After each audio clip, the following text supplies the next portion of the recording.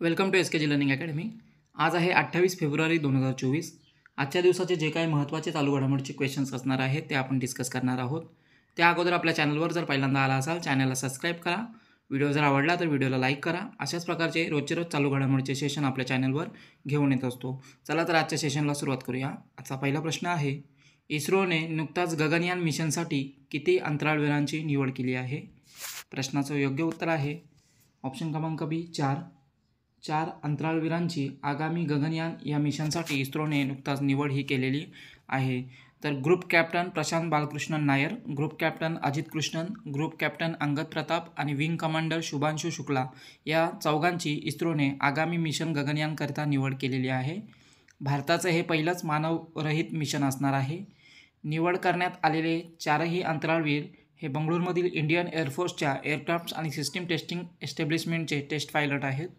इस्रोकडून गगनयान मिशनच्या अगोदर woman Robert Vyommitra अंतराळात जुलै 2024मध्ये सोडला जाणार आहे। गगनयान मिशनचे पहिले उड्डाण परीक्षण हे 21 ऑक्टोबर 2023 या दिवशी करण्यात आलं होतं। 15 ऑगस्ट 2018 रोजी गगनयान मिशनची घोषणा पंतप्रधान नरेंद्र मोदी यांनी केली होती। पुढचा प्रश्न पाहूया। नुकताच T20 आंतरराष्ट्रीय क्रिकेट सामन्यांमध्ये सर्वात जलद शतक बनवणारा जॅन निकोल लोफ्टी-इटन हा कोणत्या देशाचा क्रिकेटर आहे? प्रश्नाचं योग्य उत्तर आहे ऑप्शन क्रमांक बी नामिबिया। नामिबिया देशाचा हा फलंदाज आहे। याने नुकताच T20 आंतरराष्ट्रीय क्रिकेट सामन्यांमध्ये सर्वात जलद शतक बनविण्याचा विक्रम केलेला आहे निकोलस लोफ्टी-इटन। तर नेपाळ विरुद्ध हा सामना झालेला आहे। आंतरराष्ट्रीय T20 सामन्यांमध्ये सर्वात जलद शतक बनविण्याचा विक्रम नामिबियाच्या या फलंदाजाने केलेला आहे। नेपाळ विरुद्धच्या या सामन्यात खेळताना त्याने केवळ 33 चेंडूंमध्ये शतक पूर्ण केलेलं आहे। त्याने एकूण 36 चेंडूंमध्ये 101 धावा बनवल्या आहेत, ज्यामध्ये 11 चौकार आणि 8 षटकार यांचा समावेश आहे। T20 आंतरराष्ट्रीय क्रिकेटमध्ये सर्वात जलद शतक बनवणारे 5 फलंदाज पुढीलपैकी आहेत। जैन निकोल नामिबिया 33 चेंडूमध्ये नेपाळ विरुद्ध शतक केलेलं आहे। त्यानंतर कुशल मल्ला नेपाळचा फलंदाज आहे, 34 चेंडूंमध्ये नामिबिया विरुद्ध त्याने ही कामगिरी केलेली आहे। त्यानंतर डेव्हिड मिलर दक्षिण आफ्रिकेचा फलंदाज 35 चेंडूंमध्ये बांगलादेश विरुद्ध शतक केलेला आहे। त्यानंतर भारताचा रोहित शर्मा 35 चेंडूंमध्ये श्रीलंकेविरुद्ध शतक झळकावलेलं आहे। तर 5व्या क्रमांकावर आहे सुदेश विक्रमसेकरा, हा चेक रिपब्लिकचा खेळाडू आहे। 35 चेंडूंमध्ये याने तुर्कीविरुद्ध शतक झळकावलेलं होतं। पुढचा प्रश्न पाहूया। मरियम नवाज ही कोणत्या देशाची पहिली महिला मुख्यमंत्री बनली आहे? तर पहा, या प्रश्नाचं योग्य उत्तर आहे ऑप्शन क्रमांक बी पाकिस्तान। पाकिस्तान या देशामधील पहिली महिला मुख्यमंत्री बनलेली आहे मरियम नवाज। तर पाकिस्तानमध्ये नुकताच निवडणुका पार पडलेल्या आहेत। पाकिस्तानमधील पंजाब प्रांताची पहिली महिला मुख्यमंत्री बनलेली आहे मरियम नवाज। PMPLN या पक्षाशी संबंधित आहेत त्या। 2011मध्ये मरियम नवाज सक्रिय राजकारणात आल्या होत्या। पाकिस्तानचे माजी पंतप्रधान नवाज शरीफ यांच्या त्या कन्या आहेत। पाकिस्तानमध्ये नुकताच सार्वत्रिक निवडणुकांमध्ये नुकताच निवडणुका झालेल्या आहेत आणि यामध्ये आता पाकिस्तानचे नवे पंतप्रधान शहबाज शरीफ आणि राष्ट्रपती आसिफ अली झरदारी हे दोघे असणार आहेत। तर पाकिस्तानची राजधानी आहे इस्लामाबाद। चलन आहे पाकिस्तानचं पाकिस्तानी रुपया। सध्या राष्ट्रपती आहेत आरिफ अलवी आणि कार्यवाहक पंतप्रधान आहेत अनवर उल हक काकर। पुढचा प्रश्न पाहूया। खालीलपैकी कोणत्या राज्यामार्फत नुकताच सवेरा कार्यक्रमाचा शुभारंभ करण्यात आला आहे? या प्रश्नाचं योग्य उत्तर आहे ऑप्शन क्रमांक बी हरियाणा। हरियाणा राज्य सरकारने नुकताच सवेरा या कार्यक्रमाला राज्यामध्ये सुरुवात केलेली आहे। तर सवेरा कार्यक्रम हरियाणाचे मुख्यमंत्री मनोहरलाल खट्टर यांनी राज्यामध्ये सुरुवात केलेली आहे। स्तनांच्या कर्करोगांचे जलद निदान करण्यासंबंधित हा कार्यक्रम आहे। सवेरा कार्यक्रमाची सुरुवात जी आहे एम्स झज्जरमधून सुरू करण्यात आलेला आहे। तर मेदांता फाउंडेशन आणि आरोग्य विभागाच्या सहकार्याने हा कार्यक्रम सुरू करण्यात आला आहे। जगभरात सुमारे 12% महिला आपल्या जीवनात स्तन कॅन्सरचा शिकार ठरत आहेत आणि या स्तन कॅन्सरचे जलद निदान करण्यासाठी हा सवेरा कार्यक्रम जो आहे सुरू करण्यात आलेला आहे। तर हरियाणा राज्याची स्थापना झालेली आहे 1 नोव्हेंबर 1966। राजधानी आहे चंदीगड। मुख्यमंत्री आहेत मनोहरलाल खट्टर आणि राज्यपाल आहेत बंडारू दत्तात्रेय। पुढचा प्रश्न पाहूया। रेंगपो रेल्वे स्टेशन कोणत्या राज्यातील पहिले रेल्वे स्टेशन बनले आहे? तर पहा, रेंगपो रेल्वे स्टेशन हे जे रेल्वे स्टेशन आहे हे सिक्कीम या राज्यामधील पहिलेच रेल्वे स्टेशन बनलेले आहे। तर पंतप्रधान मोदी यांनी सिक्कीममध्ये या पहिल्या रेल्वे स्टेशनचे भूमिपूजन नुकताच केलेलं आहे। 45 किलोमीटर नवीन रेल्वे लाईन परियोजना तयार करण्यात आलेली आहे। शिवंग पश्चिम बंगाल ते रेंगपो सिक्कीम दरम्यान ही जी नवीन रेल्वे लाईन आहे टाकण्यास सुरुवात करण्यात आलेली आहे. 2022मध्ये या कामासाठी मंजुरी देण्यात आली होती. या अंतर्गत आता या सिक्कीममध्ये हा नवीन रेल्वे जो स्टेशन आहे रेंगपो स्टेशन, याचं नुकताच भूमिपूजन करण्यात आलेलं आहे. नेक्स्ट क्वेश्चन पाहूया. आंतरराष्ट्रीय कामगार संघटनेने कामाच्या ठिकाणी हिंसाचार आणि छळवणूक समाप्त करण्यासंबंधित अधिवेशन 2019ला मान्यता देणारा पहिला आशियाई देश कोणता ठरला आहे? तर पहा, हे जे आंतरराष्ट्रीय कामगार संघटनेने जे आहे हिंसाचार आणि छळवणूक समाप्त करण्यासंबंधित एक अधिवेशन 2019 जे आहे याला मान्यता देणारा पहिला आशियाई देश ठरलेला आहे फिलिपिन्स हा पहिला देश ठरलेला आहे आशियाई देश.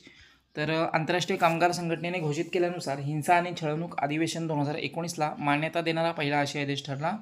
हे अधिवेशन कामाच्या ठिकाणी हिंसाचार आणि छळवणुकीला सर्वसमावेशकपणे संबोधित करते.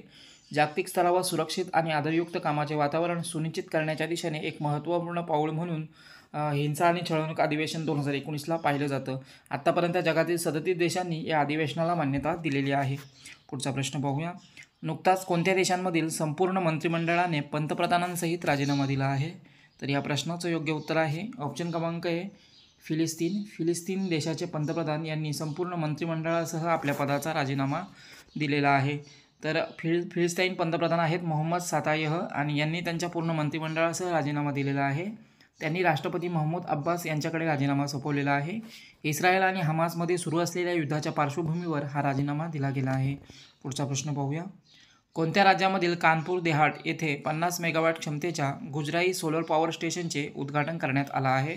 या प्रश्नाचं योग्य उत्तर होईल ऑप्शन क्रमांक आहे उत्तर प्रदेश राज्यामधील जे कानपूर देहात आहे येथे 50 मेगावॅट क्षमतेच्या गुजराई सोलर पॉवर स्टेशनचे उद्घाटन हे करण्यात आलेलं आहे. तर SJVN सतलज जलजीवन विद्युत निगम सार्वजनिक क्षेत्रातील कंपनी आहे आणि यांनी उत्तर प्रदेशमधील कानपूर देहात येथे 50 मेगावॅट क्षमतेच्या गुजराई सोलर पॉवर स्टेशनचे उद्घाटन केलेलं आहे. कंपनीने त्यांच्या SJVN ग्रीन एनर्जी लिमिटेडद्वारे हा प्रकल्प कार्यान्वित केलेला आहे. यासाठी 281 कोटी रुपये खर्च करण्यात आला आहे. SJVNची एकूण स्थापित वीज क्षमता जी आहे 10 पॉवर स्टेशनमध्ये 2277 मेगावॅट इतकी आहे.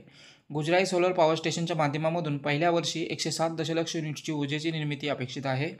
25 वर्षामध्ये 2477 दशलक्ष युनिट्स एकत्रित ऊर्जा निर्मितीसह सुमारे 32 कोटी रुपयांची वार्षिक कमाई या प्रकल्पाच्या माध्यमातून होणे अपेक्षित आहे. पुढचा प्रश्न पाहूया. कोणत्या कंपनीने भारताचा पहिला मिलिटरी दर्जाचा गुप्तचर उपग्रह विकसित केला आहे? प्रश्नाचं योग्य उत्तर आहे ऑप्शन क्रमांक बी TASL ही जी कंपनी आहे या कंपनीने पहिला मिलिटरी दर्जाचा गुप्तचर उपग्रह नुकताच विकसित केलेला आहे. तर TASL Tata advance system limited कंपनीचा फुल फॉर्म आहे. या देशांतर्गत खाजगी कंपनीद्वारे निर्मित भारताचा पहिला गुप्तचर उपग्रह प्रक्षेपित करण्यात येणार आहे. हा उपग्रह प्रक्षेपणाच्या तयारीसाठी फ्लोरिडा येथे पाठवण्यात आला होता. संवेदनशील जे स्थिती आहे संवेदनशील स्थितीतील माहिती मिळवण्यासाठी लष्करामध्ये या उपग्रहाचा उपयोग केला जाणार आहे. एप्रिल महिन्यामध्ये SpaceX या रॉकेटद्वारे या उपग्रहाचे प्रक्षेपण केलं जाणार आहे. पुढचा प्रश्न पाहूया. नुकताच स्किल इंडिया मिशनचा भाग म्हणून राष्ट्रीय उद्यमिता विकास योजनेचा शुभारंभ कोणी केला आहे? प्रश्नाचं योग्य उत्तर आहे ऑप्शन क्रमांक सी धर्मेंद्र प्रधान यांच्या हस्ते या स्किल इंडिया मिशनचा भाग म्हणून राष्ट्रीय उद्यमिता विकास योजनेचा शुभारंभ केला गेला आहे. तर केंद्रीय शिक्षण आणि कौशल्य विकास तसेच उद्योजकता मंत्री आहेत धर्मेंद्र प्रधान आणि यांनी संबळपूर ओडिसा येथे राष्ट्रीय उद्यमिता विकास योजना सुरू केली आहे. PM स्वनिधी योजनेतील सहभागींसाठी राष्ट्रीय उद्योजकता विकास प्रकल्प तयार करण्यात आलेला आहे. या प्रकल्पाचे मुख्य उद्दिष्ट विस्कळीत तंत्रज्ञानाच्या युगात कामगारांची स्पर्धात्मकता आणि अनुकूलता सुधारणे हे आहे. राष्ट्रीय उद्योजकता विकास प्रकल्पाअंतर्गत 22 आठवड्यांच्या कालावधीमध्ये उद्योजकतेचे संपूर्ण प्रशिक्षण दिलं जाणार आहे. ऑफलाईन आणि ऑनलाईन या दोन्ही माध्यमातून हे प्रशिक्षण दिले जाणार आहे. पुढचा प्रश्न पाहूया. नुकताच फली एस नरिमन यांचं निधन झाले आहे. ते कोणत्या क्षेत्राशी संबंधित होते? प्रश्नाचं योग्य उत्तर आहे ऑप्शन क्रमांक आहे ते कायदेतज्ञ होते आणि यांचं नुकताच निधन झालेलं आहे. फली एस नरिमन भारतीय कायदेतज्ञ फली एस नरिमन जे आहेत वयाच्या 95व्या वर्षी नुकतंच त्यांचं निधन झालेलं आहे. 1972 ते 1975 दरम्यान ते देशाचे अतिरिक्त सॉलिसिटर जनरल होते. आणीबाणीच्या वेळी त्यांनी आपल्या पदाचा राजीनामा दिला होता. 1971मध्ये भारताच्या सर्वोच्च न्यायालयाने त्यांची वरिष्ठ वकील म्हणून नियुक्ती केली होती. 1991मध्ये त्यांना त्या पद्मभूषण तर 2007मध्ये त्यांना पद्मविभूषण पुरस्काराने देखील सन्मानित केलं गेलं होतं. 1999मध्ये त्यांना राष्ट्रपती नियुक्त कोट्यातून राज्यसभा सभासद म्हणून देखील नामनिर्देशित केलं गेलं होतं. पुढचा प्रश्न पाहूया. नुकताच प्रकाशित झालेले sculpted stones mysteries of Mamallapuram हे पुस्तक कोणी लिहिले आहे? तर हे पुस्तक लिहिलेलं आहे ऑप्शन क्रमांक बी अश्विन प्रभू यांनी हे पुस्तक लिहिलेलं आहे. Sculpted stone mysteries of Mamallapuram. Ashwin Prabhu लिखित हे जे पुस्तक आहे या पुस्तकाचे प्रकाशन जे आहे तुलिका बुक्स यांनी केलेलं आहे. या पुस्तकामध्ये केलेले दगड हे ममलापुरमच्या गौरवशाली वास्तुशिल्पीय चमत्कार आणि सांस्कृतिक वारशाचे या पुस्तकामध्ये वर्णन करण्यात आलेलं आहे. तर हे होते आजच्या दिवसाचे काही महत्त्वाचे चालू घडामोडीचे क्वेश्चन्स. व्हिडिओ कसा वाटला कमेंटद्वारे कळवा. चॅनलला सबस्क्राईब करा आणि व्हिडिओला लाईक करायला विसरू नका. धन्यवाद.